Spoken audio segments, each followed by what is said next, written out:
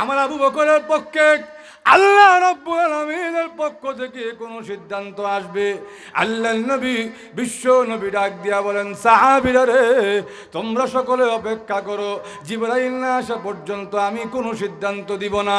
জিবরাইল আলাইহিস সালাম আল্লাহর নবীর সামনে হাজির হয়ে বলেন, আগো নবীজি, আবু বকরের বিরুদ্ধে রায় দেওয়ার আগে কোরআনের আয়াত শুনুন, এর পরে রায় দিবেন। আল্লাহ রাব্বুল আলামিন কোরআনের আয়াত নাজিল করে দিয়েছেন, লাকাদ সামিআল্লাহু কাওলাল্লাযীনা ক্বালু ইন্নাল্লাহা ফাকীর ওয়া নাহনু আগনিয়া। আগো নবীজি, আবু বকরের পক্ষে দুনিয়ার কোনো সাক্ষী নাই, এই জন্যে আপনি আবু বকরের বিরুদ্ধে রায় দেওয়ার জন্য প্রস্তুত।